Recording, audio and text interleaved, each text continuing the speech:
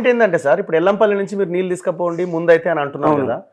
ఎల్లంపల్లికి వరద వచ్చినా కూడా ఎల్లంపల్లి నుంచి లిఫ్ట్ చేస్తలేరు కదా వాటర్. అదేనంటున్నా మల్లన్న సాగర్ 50 TMCలు కట్టిరు కదా. వల్లన సాగర్ అంటే అది స్టెప్ బై స్టెప్ నింపాలంటారు. నాకు తెలియదు. Every year 1/3 నింపాలంటారు. మరి ఇప్పటికి ఉండాలి 60% నింపాలా. మరి నింపుతలేరు. నింపదంటే దానికి సార్లు అది సివిల్ మ్యాటర్కే వస్తుంది. సార్ అండి ఒక మాట చెప్తాండి, ఎలక్ట్రికల్గా నాకు తెలిసినంత వరకు ఎక్కడ డిఫెక్ట్ లేవు. నేను ఇంతవరకు 250 పంప్స్ కమిషన్ చేశాను.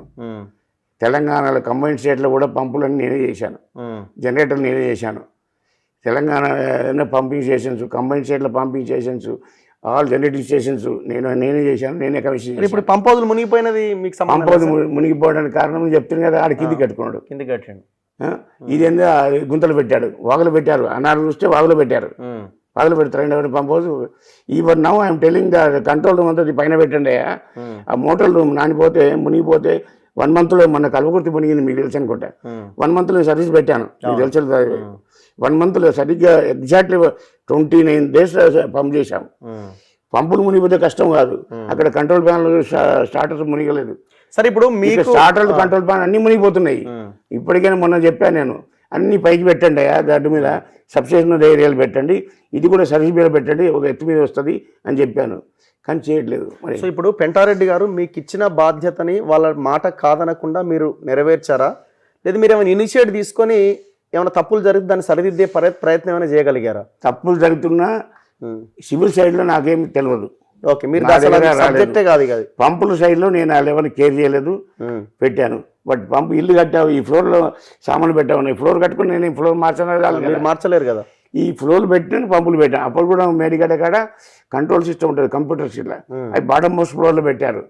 అప్పుడు కూడా ఇది కరెక్ట్ కాదయ్యా, పై ఫ్లోర్లో పెట్టాలా అని పైకి మార్చాను. మరి కేసీఆర్ గారు ఉన్నాడు, మంచి పని అయినా. హరీష్ రావు గారు ఒప్పుకున్నాడు, కింద పెట్టాడు వాళ్ళ కన్సల్టెంట్. అది అప్పటికైనా అన్నింటిలో కింది 3 ఫ్లోర్లు ఉంటాయి. ఇప్పుడు ఆ పంపులు కొనే విషయంలో కూడా పెద్ద స్కామ్ జరిగింది అంటున్నారు కదా సార్. BHEL ఈ కథ కొనే విషయంలో నాగం జనార్దన్ రెడ్డి గారు బయటకు తీసుకొచ్చారు. కొనే విషయంలో మేడిగడ్డ అన్న పంపులు ఏమి గోల్మాల్ జరిగిందంటే కొనడంలో రేట్లు ఎక్కువ. అదే అంటున్నారు, దాని మీద కాదు. BHEL ఆ పంపులు చేయరు, చిన్న పంపులు. ఇటువంటి వల్లేట్ పంపులు ఆనాడు వాళ్ళు చేసే పరిస్థితి లేదు. ఎందుకంటే వాళ్ళకున్నాడు ఫ్యాన్సీ టర్బైన్ పంపులు చాలా ఉన్నాయి. ప్యాకేజ్ 6, ప్యాకేజ్ 8, ప్యాకేజ్ 10, ప్యాకేజ్ 11 పంపులు BHEL కంట్రోల్ ఉన్నాయి ఆల్రెడీ. ఓకే, అవి చేస్తుండ్రు. ఈ చిన్న పంపులు, ఇవి పంపులు 3 రకాలు: VT పంపులు, వల్లేట్ పంపులు, ఫ్యాన్సీ టర్బైన్ పంపులు. పెద్ద పంపులన్నీ ఫ్యాన్సీ టర్బైన్ పంపులు ఉంటాయి. ఈ మేడిగడ్డ ఫ్రాంచైజ్ కావాలి వెల్లుడ్ పంపులు, చిన్న పంపులు. 40 megawatts అవి. ఈ పంపులు BHEL చేయరు, నాకు తెలుసు. నేను మాట్లాడి మీరు చేయమన్నారు. అందులోకి ఈ వర్క్ లోడ్ బాగుంది, ఇది మనిషి కొత్తగా ఆ సిస్టమ్ డిజైన్ చేయాలి. అది ఇప్పుడు కానీ రేట్లు గీట్లు కూడా మీకు సంబంధం లేదు. రేట్లు కమర్షియల్ ఆస్పెక్ట్ సంబంధమే లేదు, సివిల్ ఎలక్ట్రికల్ ఏది సంబంధం లేదు. ఎస్టిమేట్లు నా దగ్గరికి వస్తాయి, కన్సల్టెంట్ తయారు చేసి నేను సంతకం చేస్తాను. ఎస్టిమేట్లు రీజనబుల్ ఉన్నాయా నేను చేస్తాను, రీజనబుల్ ఉంటే ఒప్పుకుంటాను. 10% ప్లస్ మైనస్లో నేను యాక్సెప్ట్ చేస్తాను. ఏమనుకోకండి, నేను ఒక క్వశ్చన్ అడుగుతా, తప్పుగా ఫీల్ అవ్వద్దు. కాళేశ్వరం ప్రాజెక్టు ద్వారా వచ్చిన పైసలు చాలా మంది పంచుకున్నారు అన్నది ఒక ఎలిగేషన్. అవును, ఇంజనీర్లు ఉన్నారు, చాలా మంది ఉన్నారని. సో మీ పాత్ర లేదు, అడగాలి కాబట్టి అడుగుతున్నా. నా గురించి నేను చెప్పకూడదు, వేరే వాళ్ళని అడగండి. పెంటారెడ్డి ఎటువంటి వాడో తెలుసుకోండి. నేను కాఫీ నీళ్ళు కూడా తాగాను, మీకు తెలుసుకోలేదు. కానీ నేను ఎవరైనా వస్తే కాఫీ నీళ్ళు ఇస్తాను. ఎప్పుడు నేను కాఫీ నీళ్ళు తాగాను, మరి ఇంతవరకు తాగలేదు, తాగను కూడా.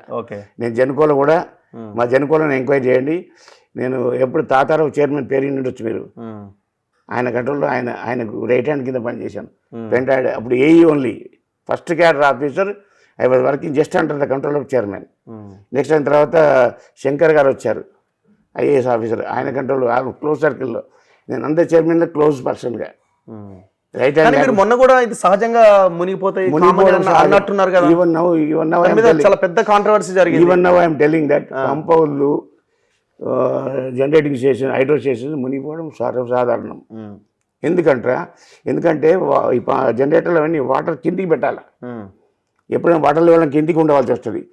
ఎక్కడైనా లీకులు అయ్యి ఏమైనా ఫ్లాంజ్లు ఉంటాయి, వాల్స్ ఉంటాయి కదా, వాల్స్ గ్యాస్కెట్లు పోతాయి. ఎందుకంటే నేను చెప్తానండి, మన శ్రీశైలం మునిగింది 98లో, నేనే రెక్టిఫై స్టడీలు పెట్టాను.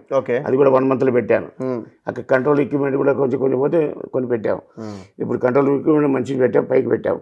నెక్స్ట్ రెండోసారి 2009లో మునిగింది.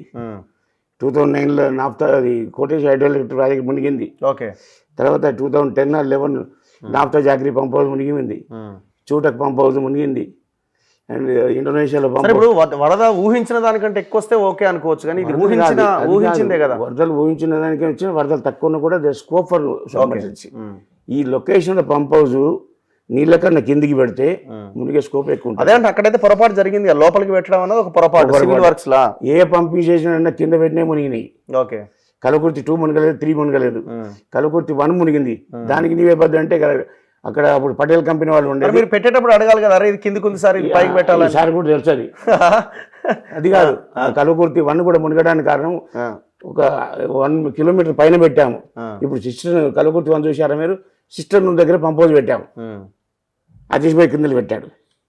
ఓకే. మీకు గుర్తుంది కదా సార్, శ్రీరాములు ఆయన చనిపోయాడు అనుకో అనకూడదు, కానీ శ్రీరాములు నీవే కలవని తిట్టేవాడు నేను. అయితే I was consultant to the Patel company for Kalakurthi 1 pump house. ఎప్పుడైతే పంప్ హౌస్ సబ్సిడీకి పెట్టండి, కంట్రోల్ రూమ్ అక్కడ పెట్టండి అని చెప్తే వాడు వినలేదు. నేను ఈ కన్సల్టెన్సీ చేయను, 1 crore rupees కన్సల్టెన్సీ 3 years. నాకు 1 crore వద్దు, 1 rupee వద్దు, మీ కన్సల్టెన్సీ చేయను. నేను చెప్పి వినకపోతే నీవెందుకు అంటే కన్సల్టెన్సీ నేను చెప్పినట్టు, డాక్టర్ చెప్పినట్టు పేషెంట్ వినాలి, కానీ పేషెంట్ చెప్పిన డాక్టర్ నీకు సూటబుల్ మందులు నేను ఇవ్వదాలను, అయితే కన్సల్టెంట్ కరెక్ట్ చెప్తానంటే కూడా నా కన్సల్టెన్సీ నేను వదులుకున్నాను, వాళ్ళు తీసేశారు. అందుకే మునిగింది. ఆనా చెప్పిన పంప్ హౌస్ మునుగుతుందని చెప్పాను, ముచ్చట 3 సార్లు మునిగింది. మనం మునిగింది 4వ సారి.